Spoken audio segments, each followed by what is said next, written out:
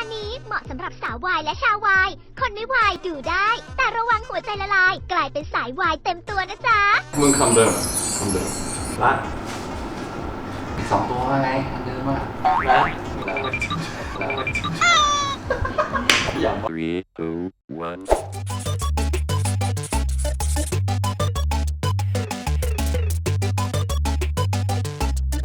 และอีกหนึ่งคู่นะคะที่ตอนนี้ถือว่าดังมากดังแบบฉุดไม่อยู่แล้วคนแบบสับสกายเป็นล้านแล้วนะคะ ถึงปะวะไม่ ยังไม่น่าถึงนะคะ สวัสดีครับ น้องเซฟนั่นเอง ครับผม จาก YouTube สวัสดีครับยินดีต้อนรับเข้าสู่ช่อง แล้ววันนี้เราก็มีกิจกรรมจะให้เล่น ทำอะไรอะพี่ ใน2กล่องนี้มันจะมีคำซึ่งเจจะต้องทำยังไงก็ได้ให้จีอะพูด2คำนี้ออกมาให้ได้ ทำยังไงก็ได้ ทำยังไง แต่ห้ามพูดคำนี้ แต่ห้ามพูดคำนี้ โอเค เอาสีฟ้าอะไรมา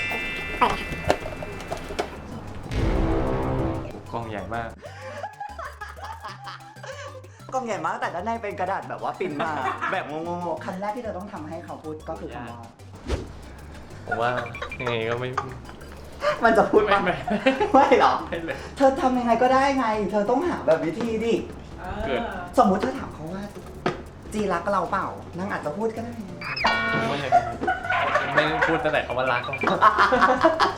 โอ้ผมโดนลงโทษ เฮ้ยเธออย่าเพิ่งยอมแพ้สิดังนั้นเดี๋ยวเราจะขึ้นไปปฏิบัติภารกิจนี้ให้สำเร็จนะ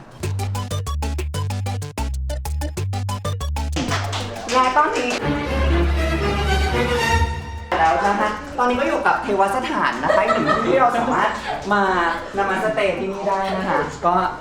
สามารถได้เลยนะคะใครที่สนใจติดต่อทางพี่เป้ผู้จัดการของ Air Factor ได้ และนี่ก็คือคู่ของเธอ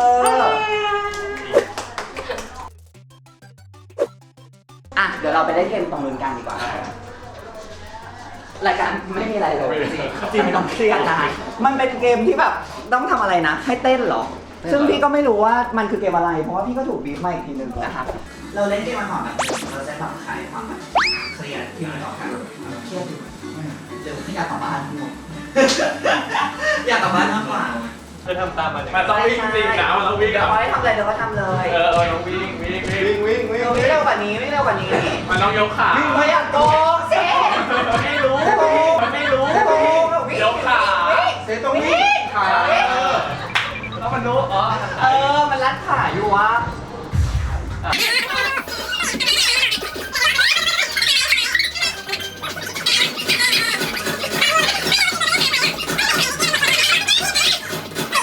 ัวเร็วโกงมันไม่ได้เลยโกงไม่ได้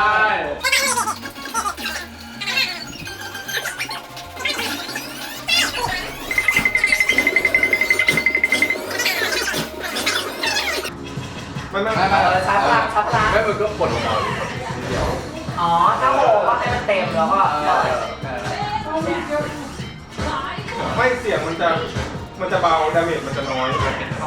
เซฟ2 นาทีแล้วนะ แอปการ์ด ยัง โอ้ยมันยากโอ้ยเกมบ้าเลยเนี่ย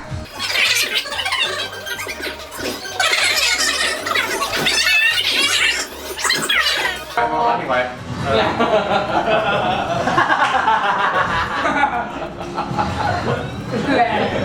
ไม่โกง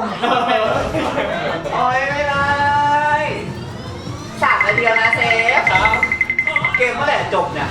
ไม่รู้เหมือนกันเกมมันยากเกินไม่ยากเกินพี่ มันไม่ยากหรอกเธอลองเนี้ยมันไม่ยาก เนี่ยตายแล้วเกมสุดท้ายแล้วมั้งเนี่ย2 นาทีครึ่ง3 นาทีครึ่งนะ เอาเตรียมวิ่งต่อแล้ว ตามมา อะไร เตรียมวิ่งต่อ อาจีไปเล่นเร็ว เล่นลูกอ่ะ เอาปูฝั่งซ้ายฝั่งซ้าย เล่นเฉยๆเล่นเฉย ขาซ้ายตีขาซ้าย ขาตาย ขาซ้ายซ้าย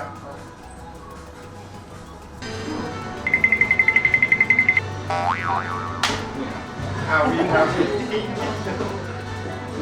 วิ่งไปดิ วิ่งเล่นมันลื่นเหรอโอเคมันลื่น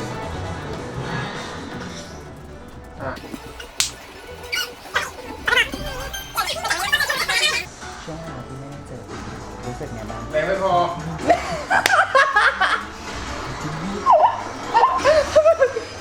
มันไม่ยากเซฟเร็วเซฟว่าพยายาม มันเริ่มเป็นแบบ คนไง เซฟไม่ใช่จริงจริง ไม่เหมือนกันเนี่ยครับ โอ้วิ่งหนีอ่ะมันมีอันตรายอ่ะวิ่งหนีอ่ะ ไม่ผีแต่ไม่ผีกว่า วิ่งหนีมอนสเตอร์ อ๋อนี่ไงกิ๊บปั๊บกิ๊บปั๊บ เราเล่นต่อได้ไหมครับ เล่นต่อได้เธอยังมีเวลาอีก5 นาทีในการเล่นเกม แล้วมันแพ้เลย แพ้เลย อ้าวแพ้แล้วเหรอ ให้กิ๊บเอาตัวไป คิดว่านึกว่าจะ คิดว่าแค่หนี ผ่านมอนเฉย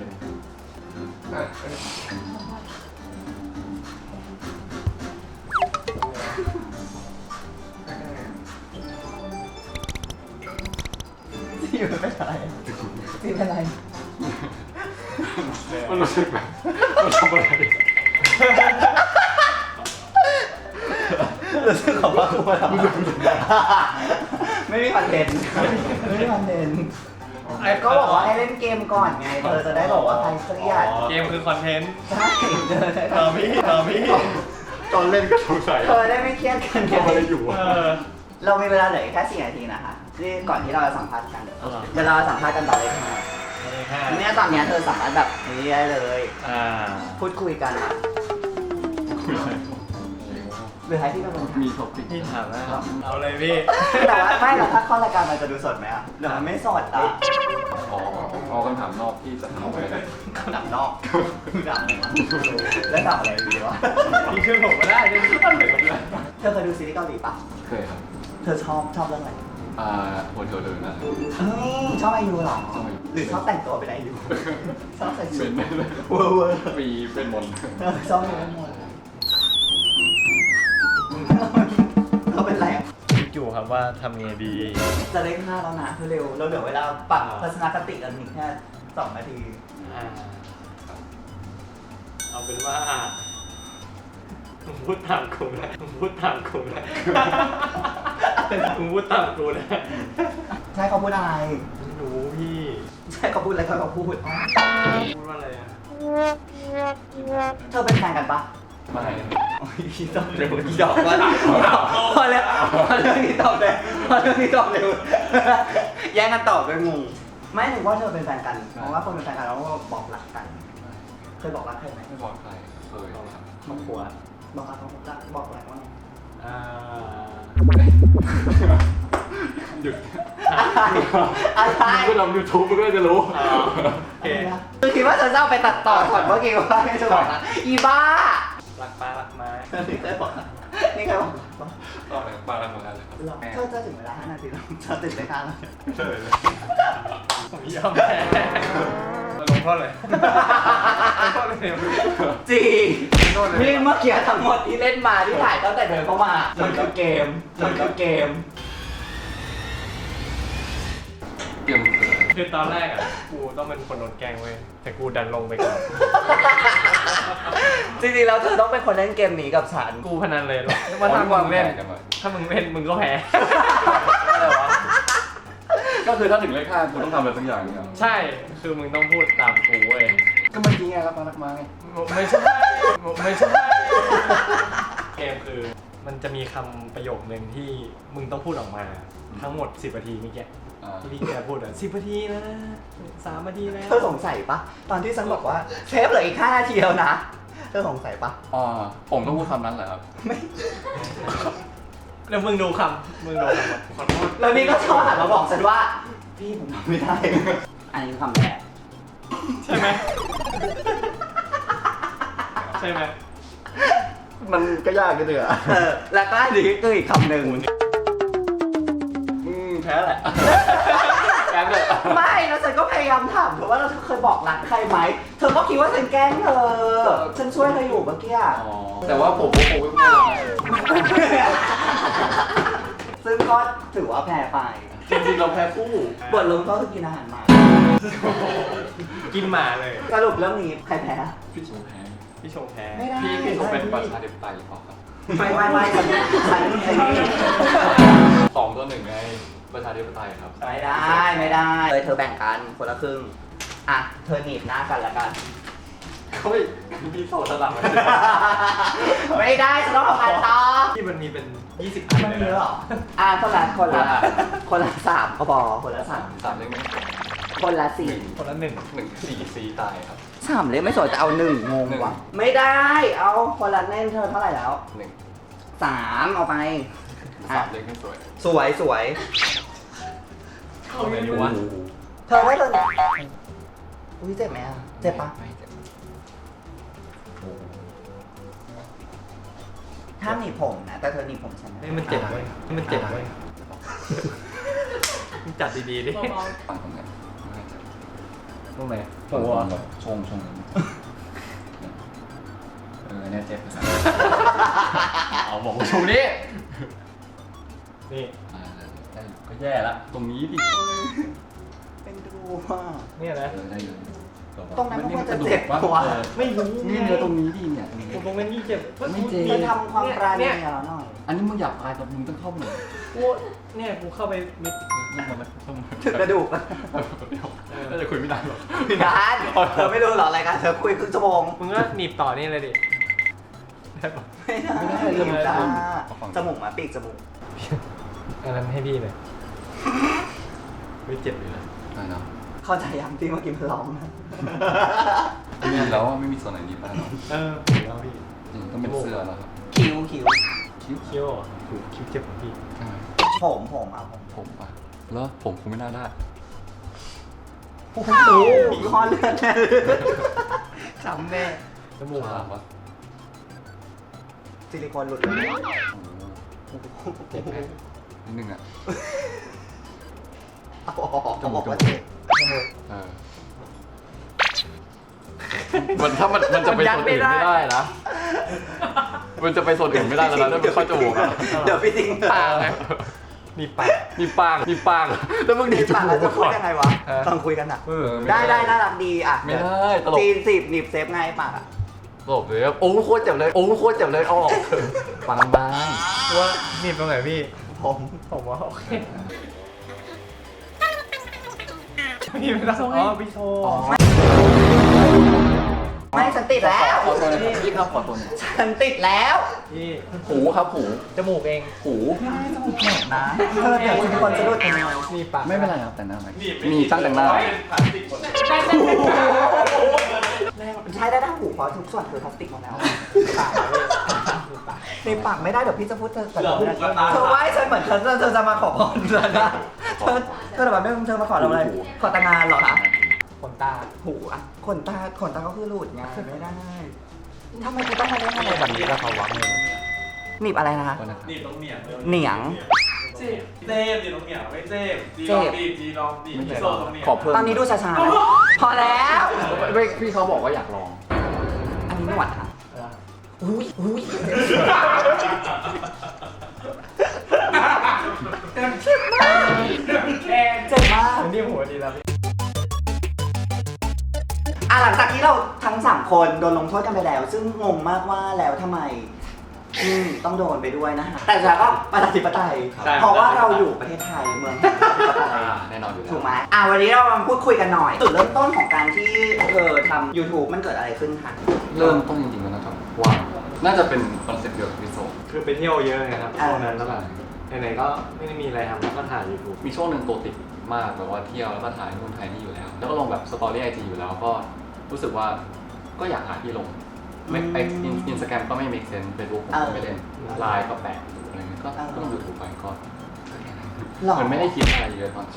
ำอะไรเลย ตอนแรกไม่มีใครรู้ ไม่มีใครรู้เลยว่าเราจะ ไม่มี แต่เธอถ่ายคู่กันไงมันไม่มีคนจิ้นหรอก ไม่มีเลยไม่รู้เลยว่าจะเป็นคนจีนด้วยซ้ำ แสดงว่าตอนแรกคิดว่าเป็นแค่แบบคอนเทนต์ที่แบบไปเที่ยวกับเพื่อนแล้วไม่มีเพื่อนคนอื่นนะคบกันอยู่2 คน ที่มาสนิทกันเพราะผมกลัวผีตอนแรกแล้วผมก็แค่ไปแบบ จะไปบ้านคนนู้นคนนั้นก็ไล่แบบว่าเฮ้ยไม่สะดวกอย่างเงี้ย ทำไมอ่ะ เลย เธอเป็นคนเห็นผีหรอ ไม่มันจะมีช่วงหนึ่ง ที่มีคน ใช่มัน คนที่รู้จัก ตาย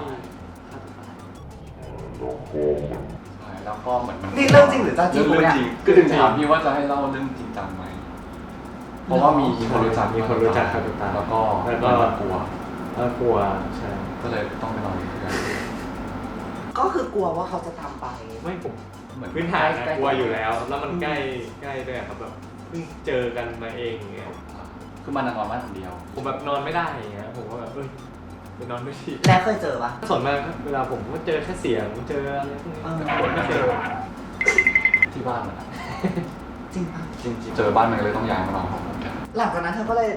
อันนี้ก็คือเป็นเหตุผลที่ทำให้เธอได้มาอยู่ด้วยกันเนาะ ก็เลยเริ่มสนิทไปเรื่อยๆพอมาอยู่กับมันบ่อยๆก็เลยกลายเป็นแบบเหมือนเราชินกับการแบบกินข้าวกับมันแล้วก็โอ้กินข้าวกับมันอะไรอย่างเงี้ย อันนี้ก็สนิทไปหมดครับสนิทกับผีที่บ้านด้วย อืม อันนี้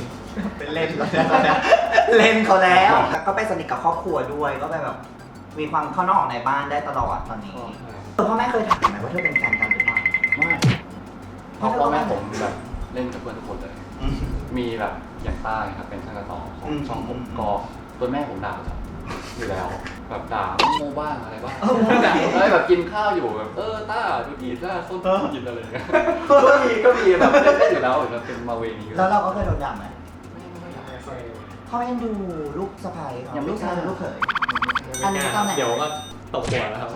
ในความสัมพันธ์ของเธอรู้สึกว่าเธอเป็นใครของกันและกัน เพื่อน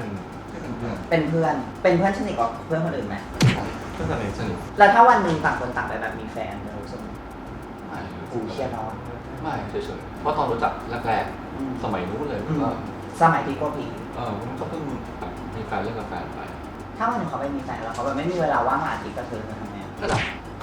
ใช่ ครับ ก็คือมาตามเหรอ ก็มาตามด่าก็ด่า ไม่ได้ดิแล้วเดี๋ยวแฟนเขาจะบอกว่าอย่ามายุ่งกับแฟนฉันนะ ก็ด่าแฟนด้วยก็ด่าแฟนด้วย โคตรโหดเลย มันไม่ได้พี่มันต้องแยกอะ ก็ใช่ไหมมันก็คืองานเธอแฟนคลับมีเรียกร้องให้เธอทำอะไรกันปะสองคน มีครับคลิปแฟนมีคลิปแฟนที่แบบเสื้อของแฟนส่งไป รู้สึกไงบ้าง ตลก แต่ไม่อินหรอไม่มีความรู้สึกแบบว่าอุ้ยวันนี้เราเป็นแฟนแล้วนะ คือไอ้คลิปนี้เราตั้งใจทำอ่ะมันเลย มันตั้งใจเกินไปตั้งใจจนเครียดอะตั้งใจจนเครียดอะ ถ้ามันเยอะขึ้นกว่านี้อีก200,000 300,000 400,000มีแผนจะทำอะไรครับ จริงๆมันยังไม่จบครับอันแรก ก็คือจะเป็นเรื่องราวต่อไป ใช่ แสดงว่าถ้า200,000มันก็จะต้องพีคกว่านี้ ไม่น่าดูเพราะว่ามันไม่ด้วย 200,000ฉันจะแบบออกเด็กกันจริงๆฉันจะมีความแบบว่าเลิฟซีนเกิดขึ้น ไม่มี ใน แนว โอกาสเป็นได้เงินเป็นสูง เขาอันฟอลโล่กันหมดแล้วคือเขารอวันนั้นอยู่ปะวะใช่ไหมครับสาววายทุกคนน่าจะรอวันนั้นอยู่วันที่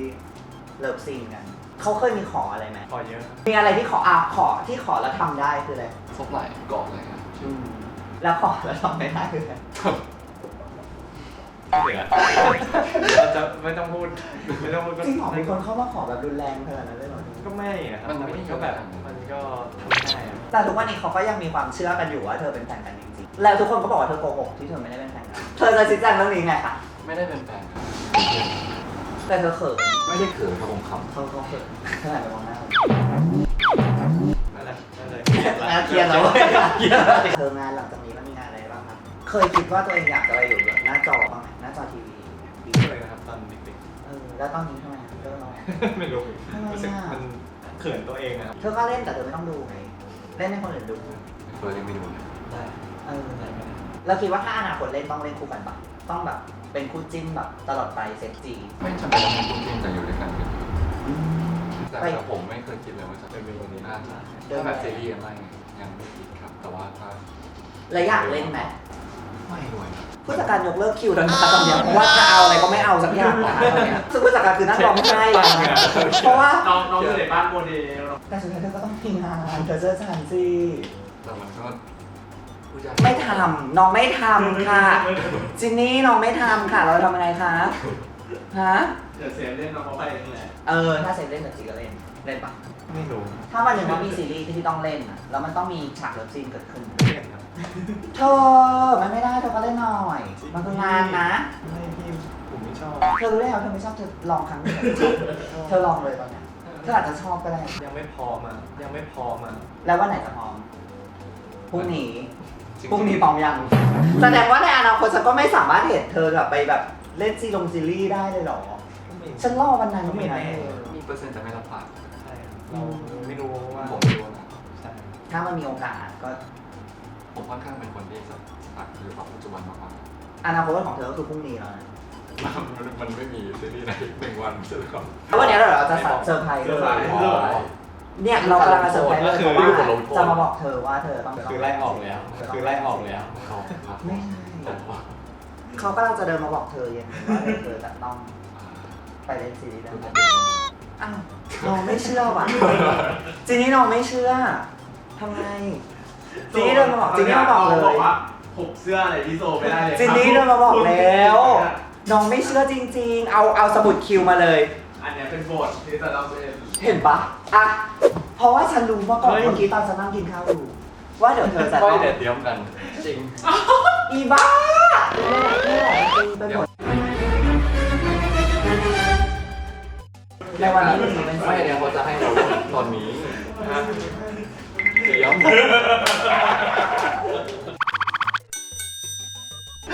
ที่พาชุดนะครับ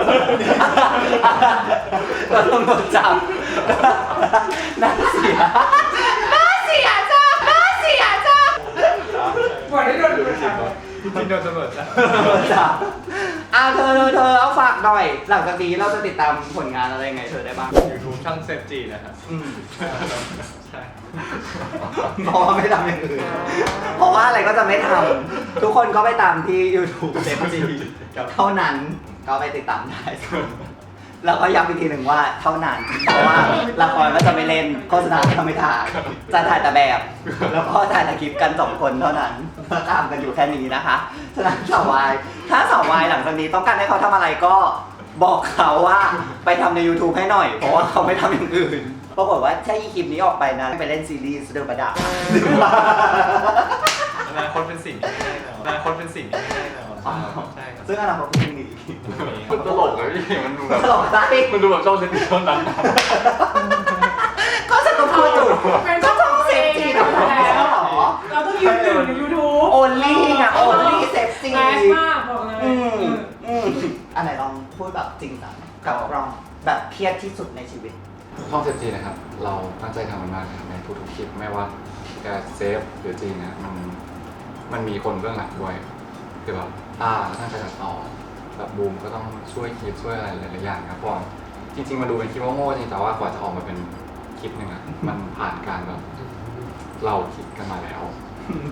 ว่ามันดีที่สุดของเราในทีมเราก็ฝากช่องเซฟจีเลยครับแล้วก็ฝากโซเชียลของเราด้วยครับ ถึงคิวคุณแล้วค่ะคุณกิติ เซฟเทสวัสดิ์ครับ ทั้ง Twitter และ IG เลยครับ แล้วก็ฝากช่องด้วยนะครับ ว่าเราทำเต็มที่แล้วครับ เราทำเต็มที่แล้วครับ โอเคขอบคุณค่ะ